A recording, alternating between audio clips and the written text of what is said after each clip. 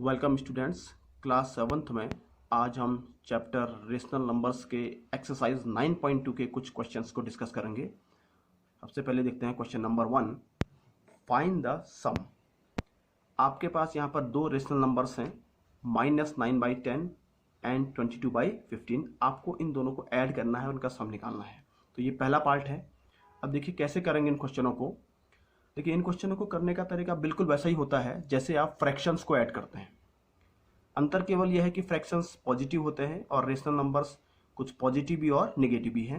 और यहाँ पर हमारे पास दो रेशनल नंबर्स, एक निगेटिव है -9/10 और एक पॉजिटिव है। तो जैसे फ्रैक्शंस में करते हैं बिल्कुल वही। पहला स्टेप ये होता है कि इनके डिनोमिनेटर का आप एलसीएम लेंगे। जैसे 10 और 15 का आप एलसीएम ले लीजिए। तो आप देखिए एलसीएम निकाला है 10 और 15 का, आपको मालूम है प्राइम नंबर्स 2 से स्टार्ट करते हैं। 2 का डिवाइड 5 टाइम्स गया, इसमें डिवाइड नहीं जाता तो 15। फिर अगेन 3 से देखते हैं, 3 का डिवाइड 5 में नहीं जाता तो 5 ऐसे उतारेंगे और 15 में 5 टाइम्स।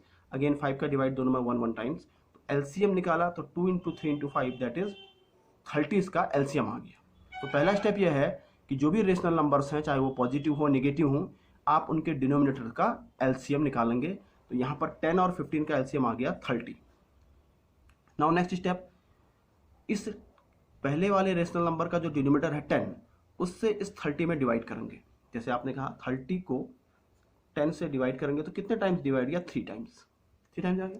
और जितने टाइम्स डिवाइड जाएगा उसको इसके न्यूमरेटर से मल्टीप्लाई करेंगे। तो यानी कि 3 टाइम्स गया तो 3 को इस -9 से इंटू कर दिया। सिमिलरली फिर इस 30 को इस 15 से डिवाइड करेंगे। तो अब आप देख रहे हैं 30 को 15 से डिवाइड करेंगे तो कितने टाइम्स गया? 2 टाइम्स गया। तो इस 2 टाइम्स को इसके न्यूमरेटर से इंटू करेंगे, 2 × 22।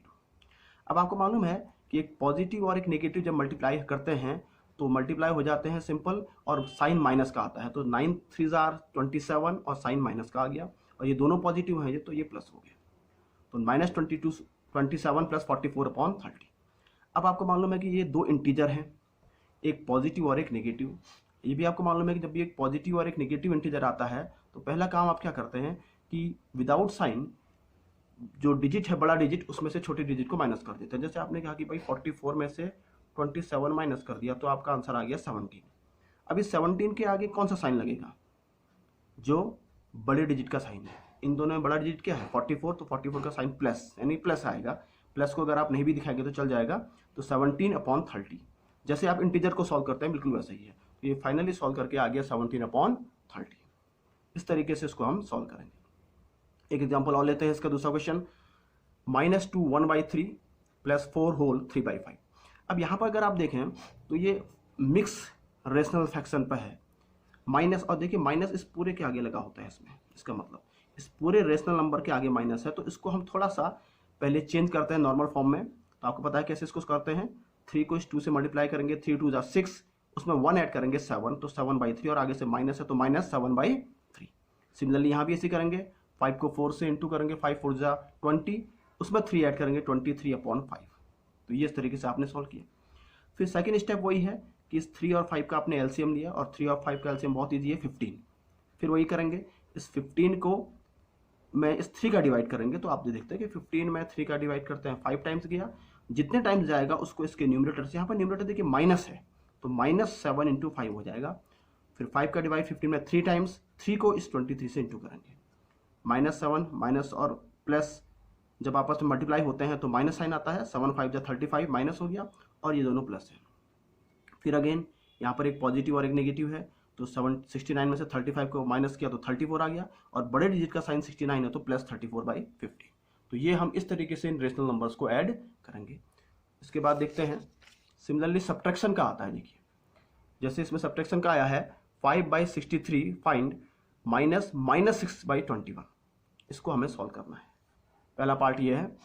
अब देखिए यहाँ पर सब्ट्रैक्शन है, इस रेशनल नंबर से इस रेशनल नंबर को आप सब्ट्रैक्ट कर रहे हैं, और ये रेशनल नंबर पॉजिटिव, ये नेगेटिव है। तो पहले आपको पता है कि जब भी माइनस और माइनस ब्रैकेट में है तो ये आपस में क्या हो जाते हैं? प्लस हो जाते हैं। तो माइनस के आगे माइनस है, माइनस माइनस प्लस, तो ये बन जाएगा 5/63 + 6/21। अब बिल्कुल ये क्वेश्चन वैसे ही हो गया जैसे आप दो रेशनल नंबर्स को ऐड कर रहे हैं, क्योंकि माइनस माइनस प्लस हो गया तो ये दोनों रेशनल नंबर पॉजिटिव में आ गए हैं, इनको आप ऐड करेंगे। तो आप फिर अगेन वही करेंगे, इनके डिनोमिनेटर 63 और 21 का एलसीएम लेंगे, जो यहाँ पर दिखाया गया है हमने 63 और 21 का एलसीएम लिया। प्राइम नंबर 3 से आपने स्टार्ट किया इस तरीके से, तो एलसीएम इनका सॉल्व करके आ गया 63। तो आपने 63 एलसीएम ले लिया, फिर 63 का 63 में डिवाइड, जैसे भी आपको बताया था वैसी प्रोसेस है, 1 टाइम्स किया, 1 को 5 से इंटू किया। 63 में 21 का डिवाइड्स करेंगे तो 3 टाइम्स जाएगा, 3 को 6 से इंटू किया न्यूमरेटर से, तो 5 और 18 23/63 सॉल्व करके आ गया। तो ये क्वेश्चन बहुत ईजी हैं, चाहे वो प्लस में हो चाहे माइनस में हो, इसी तरीके से इनको हम सॉल्व करते हैं। इसका दूसरा पार्ट भी देखते हैं। अब ये भी सही है, देखिए -2 1/9 -6 इसको करना है, यहाँ पर दोनों निगेटिव है। अब देखिए इसको बिल्कुल जैसे चेंज किया, मैंने आपको बताया था इस तरीके से लेंगे, 9 2 18 और 1 19/9 हो गया, -6 को आप 6/1 लिख सकते हैं। अब अगर आप यहाँ पर देखें तो ये दोनों निगेटिव रेशनल नंबर्स हैं, तो करने का मेथड बिल्कुल वैसे ही होगा।